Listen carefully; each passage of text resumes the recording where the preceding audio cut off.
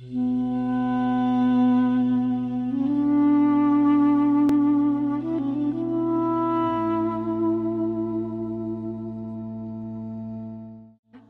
à Psique Holística, seguindo então a série O Mundo de Psique. Hoje o vídeo vai ser sobre luz e sombra. E luz e sombra não está sendo aqui representado na forma de dualidade, então não é bem e mal. A luz aqui, ela está representando a consciência e a sombra o desconhecido ou o próprio inconsciente. A consciência pode ser comparada com a luz de uma lâmpada. Consciência é conhecer o mundo de forma clara, sem distorções. Fazendo uma analogia com um quarto escuro, onde contém imóveis e objetos, eu posso caminhar por esse quarto e deduzir quais móveis e objetos se encontram ali, tendo o perigo de tropeçar e cair por não estar enxergando, só deduzindo. Mas eu posso acender a luz, e aí saber do que se encontra ali. E aí eu não vou ter perigo de tropeçar nem cair, E o mesmo ele ocorre com o nosso mundo interno e também externo. A sombra, ela mora dentro de nós, mas ela pode se projetar para o externo, principalmente quando não olhamos para ela. Junto disso, todo desafio de que a gente passa é uma oportunidade para uma tomada de lucidez. Essa sombra, ela se manifesta na nossa personalidade em forma de padrões repetitivos, que são chamados de complexos constelados na psicologia analítica e de compulsão-repetição na psicanálise. Então, os toques, pessoas iguais, que a gente atrai, situações. E esses padrões são energias não compreendidas e distorcidas do passado. Então, aqui o passado pode ser tanto uma energia que a gente acabou distorcendo por alguma vivência, ou já padrões repetitivos, distorcidos, que já vêm da humanidade, dos nossos pais. Então, a personalidade, ela se vê tomada de dores e sombras quando não consegue se individualizar. E o indivíduo individualizado é uma pessoa que segue o caminho para o seu eu interior. O eu maior, ele se vê livre, então, de questões do inconsciente coletivas, como preconceito, questões de dominação e passividade, superioridade, inferioridade. Então, individuação, ela remete, então, a gente ser livre, a própria liberdade. Porque quando a gente não está individualizado, a gente acaba sendo tomada, por sombras, por influências externas. Então, a individualidade, seria a própria liberdade.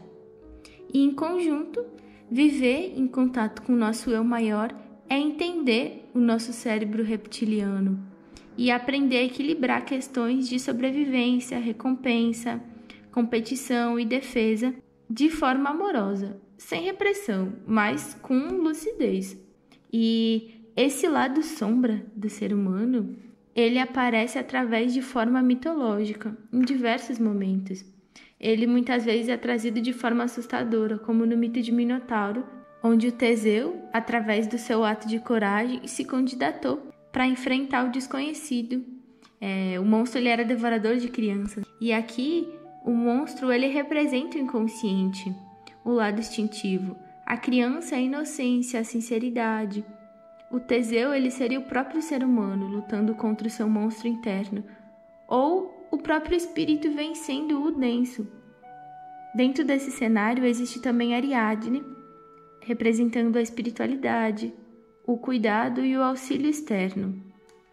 Com o mito, a gente pode encontrar o caminho para o eu maior, pois eles retratam essa conquista do espírito na matéria, através da ajuda de ferramentas como a espiritualidade, o mago, a fada, a magia. Lembrando de que dentro dos mitos, tudo que aparece como ajuda são o próprio herói, aparecendo o externo como uma fada ou como um objeto mágico, está representando ele mesmo no mito. E uma forma da gente conhecer a nossa sombra é através do inconsciente, que ele pode ser acessado através de jogos de palavras, de associação de imagens, de meditação, atividades criativas e os momentos mesmos de que a gente está atento. É importante de que toda vez que o inconsciente se apresentar, a gente esteja pronto para dar lucidez para aquele momento. Então, o que seria, quando ele se apresentar? Todo mundo tem o seu lado instintivo, que é o momento de que o inconsciente se apresenta. Então, quando alguém lhe fala uma coisa e alguém é agressivo, ou aquilo que você faz que não necessariamente escolheu fazer, pode ser xingar, pode ser reclamar, qualquer coisa. Esse é o lado de que o seu inconsciente está se apresentando, porque tem uma sombra ali, o lado desconhecido que você não está sabendo o que é.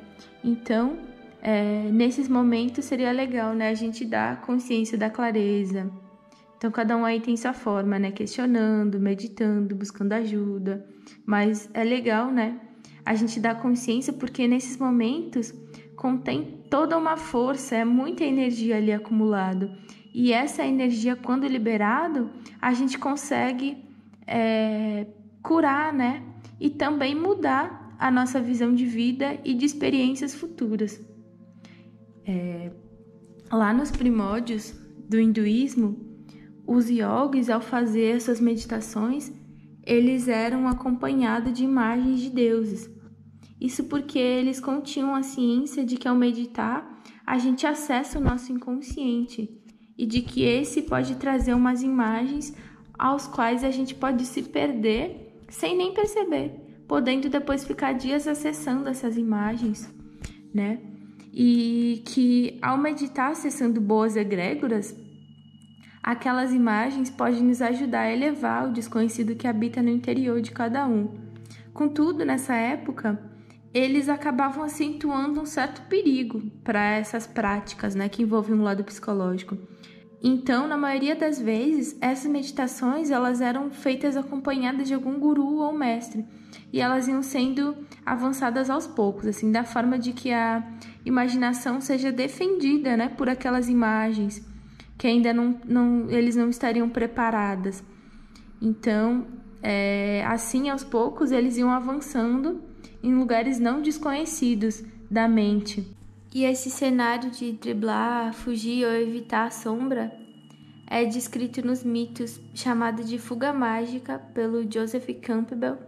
Esse ato ele foi retratado no mito de Perseu, quando ele fugia de Górgona com a cabeça da Medusa. Ocorre também no signo de Peixes, quando dois indivíduos avistam um monstro e acabam ficando com muito medo, querendo fugir e pedem para Zeus alguma coisa, algum zelo, e Zeus transformou eles então em peixes. Outro símbolo comum é o enfrentamento da sombra. O Teseu que enfrenta Minotauro, Arjuna seus parentes, e nos mitos todos os monstros que aparecem representam as nossas sombras internas. O herói é a nossa vontade, o espírito entregando lucidez ao plano físico. A nossa sombra pode ser interpretada de duas formas pela nossa psique, sendo um monstro ao qual devemos esconder e suprir com confortos externos, ou como algo a ser superado. Essas duas tendências existem dentro de nós e são mais uma vez retratadas nos mitos. Quando Arthur, após se despedir de Merlin na sua antiga vida de discípulo, se pôs a tirar a espada de uma pedra, simbolicamente estava triunfando sobre suas sombras. Isso se vê pelo fato da espada representar a vontade, o espírito.